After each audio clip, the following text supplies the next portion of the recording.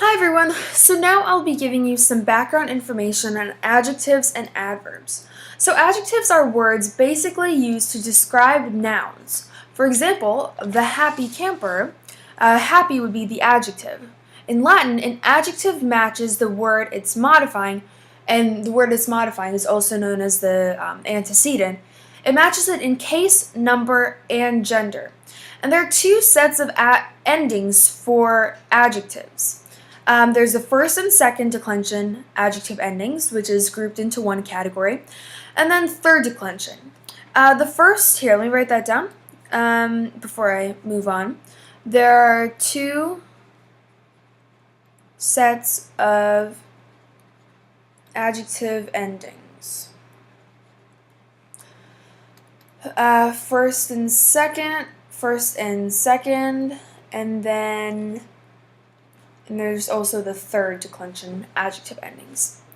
The first and second declension adjectives have the following dictionary entry, and I'll just go ahead and give you an example now.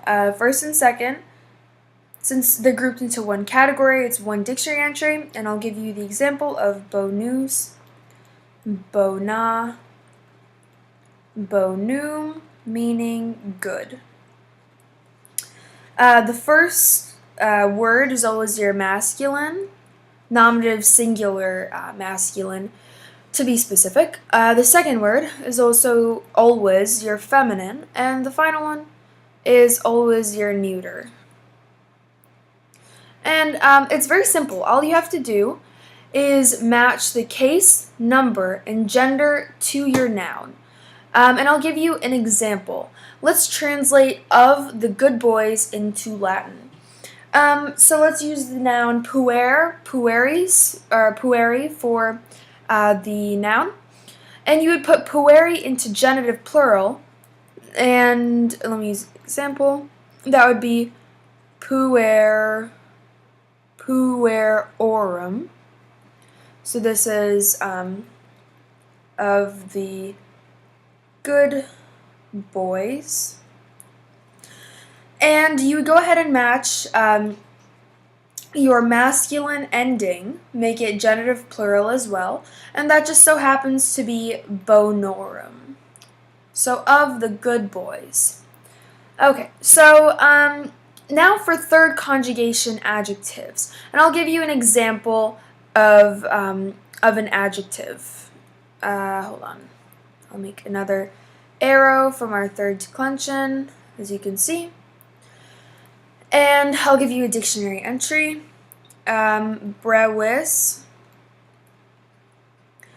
brewe, meaning short. And brewis is the masculine or feminine nominative, and brewe is the nominative for neuter.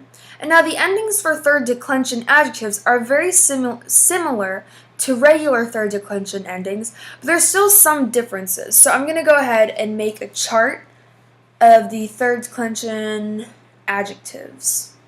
And they're different for the, hold on, let me write it down. They're different for masculine and feminine and neuter declension. And this is masculine and feminine. And this right here will be neuter. Okay, so let's go ahead and make our cases: nominative, genitive, dative, accusative, and ablative. And then we're going to draw our chart. And just for time's sake, I'm going to go ahead and copy and paste this chart for the neuter as well. Just copy and paste it right over here to the neuter side. There we go. And let me start declining. So they're very similar to regular third declension, but there are some differences, and I'm going to circle the differences. So nominative, as you know, is always, it's different every time for third declension, which is why we just put a dash there. Genitive is is, dative is e, accusative is m, and ablative, this is different, is E, as in the letter I. And let me go ahead and circle that because it's different from regular third declension endings. And this is different as well. My bad, I put that in the wrong space. Actually, the nominative plural is the same. It's S. The genitive plural is different. It's S-eum. And let me go ahead and we'll circle that. S-eum. And it is, the rest are all the same as regular. Ebus, S, ebus. Okay, so now for the neuter. And again, the nominative is always dependent on what the verb is. It's is, e, blank, like usual, matches the nominative singular. And again, it's different because the ablative singular is an E instead of the actual letter E, which is pronounced A. I know that's a bit confusing.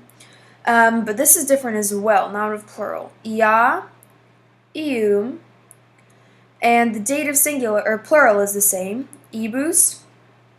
Accusative plural is different. And ablative plural is the same. And let's go ahead and circle these different words. Ia, eum, and ia. Okay, so now there's another point that I need to cover so we can avoid some confusion in the future. So if you have a third declension noun, you don't necessarily need to modify it with a third declension adjective. As long as the case, number, and gender match, it's fine. And I'll give you an example right now of exactly what I was just talking about.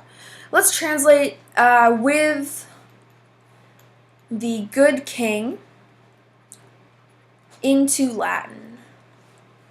Okay, so obviously king should be in the ablative case, so in third declension, it would end up being rege. So let's go ahead and write that down. Now, all we need to do is make the adjective masculine, singular, ablative.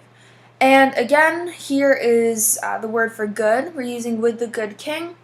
So we need the masculine, singular adjective, and we would use this ablative. And it would end up being bono. So bono rege, with the good king. Okay, so now for the adverbs. And adverbs are actually much simpler in Latin. Let me just write down adverbs so you know what we're talking about.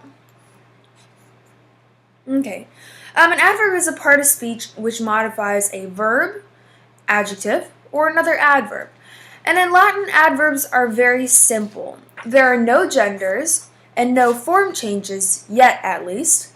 You're given the word in the dictionary entry and you just translate it as is. So there you have it, adjectives and adverbs. For now, that's all you need to know, but in the next videos, in the next two videos actually, I'll be talking about the different verb forms, or adjective forms, and adverb forms. But until then, thank you for watching.